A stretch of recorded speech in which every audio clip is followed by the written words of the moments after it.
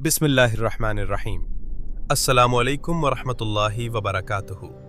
आप देख रहे हैं किस्से इस्लाम, जहां इस्लाम की तारीख के रूहानी और हकीकी किस्से बयान किए जाते हैं। चलिए शुरू करते हैं आज का किस्सा। किस्से इस्लाम, इस्लाम की तारीख के रूहानी और हकीकी किस्से। किस्त नंबर 2 खत्म हुई थी। कुरैश का प्रोपेगेंडा नाकाम हो चुका था। लोग अब भी इस्लाम में दाखिल हो रहे थे। अब कुरैश के सरदारों ने फैसला किया कि बातों का वक्त खत्म हो चुका है, अब वक्त है खौफ फैलाने का। उन्होंने तय किया कि जो मुसलमान कमजोर है, गुलाम है और जिन्हें बचाने वाला कोई मजबूत कबीला नहीं, उन्हें इतना सताया जाए कि या तो वो दीन छोड़ दें या दूसरों के लिए इबरत बन जाए। जुल्म की इब्तिदा होती है हजरत बिलाल हबशी से। वो उमैया बिन खलफ के गुलाम थे। उमैया उन्हें मक्का के तपते हुए सहरा में ले जाता है। दोपहर का वक्त है, जमीन आग की तरह जल रही है।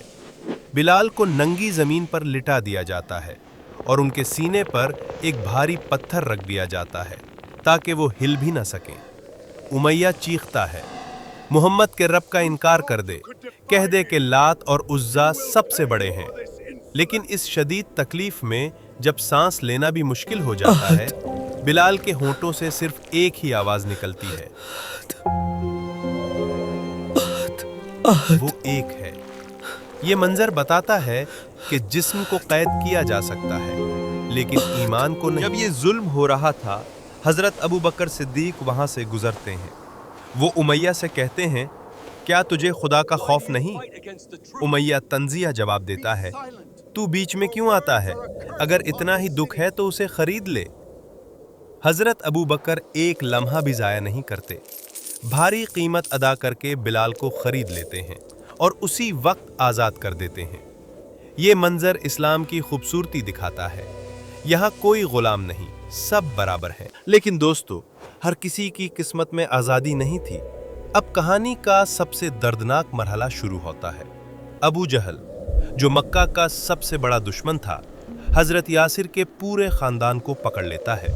हजरत यासिर, उनकी बीवी हजरत सुमैया और उनका बेटा हजरत अम्मार, तीनों को मक्का के बीचों बीच एक चौराहे पर बांध दिया जाता है और फिर उन पर जुल्म शुरू कर दिया जाता है। हजरत यासिर उम्र रसीदा थे और हजरत सुमैया निहायत कमजोर थीं।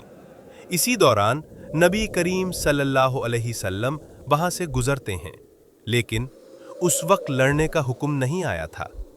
आप सल्लल्लाहु अलैहि वसल्लम रुक कर फरमाते हैं, सब्र करो ए यासिर के घर वालों, सब्र करो, तुम्हारा ठिकाना जन्नत है। ये अल्फाज उन जख्मी दिलों के लिए किसी मरहम से कम नहीं थे। शाम हो जाती है, अबू जहल थक जाता है, लेकिन उसका गुस्सा खत्म नहीं होता। वो हजरत सुमैया के पास आता है, गालियां देता है, चाहता है कि वो हार मान ले, लेकिन हजरत सुमैया सर उठाकर इस्लाम छोड़ने से साफ इनकार कर देती है। अबू जहल अपनी तौहीन बर्दाश्त नहीं कर पाता। वो अपना नेज़ा उठाता है और पूरी ताकत से हजरत सुमैया को कत्ल कर देता है। सुमैया के जिस्म में घूप देता है। हजरत सुमैया जमीन पर गिर जाती हैं और शहीद हो जाती हैं। ये इस्लाम का पहला खून था।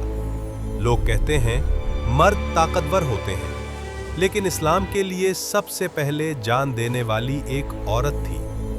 कुछ ही देर बाद हजरत यासिर भी जख्मों की ताब ना लाकर शहीद हो जाते। हजरत उमर बिन खत्ताब का चेहरा बार बार दिखाया जाता है। वो ये सब देख रहे हैं।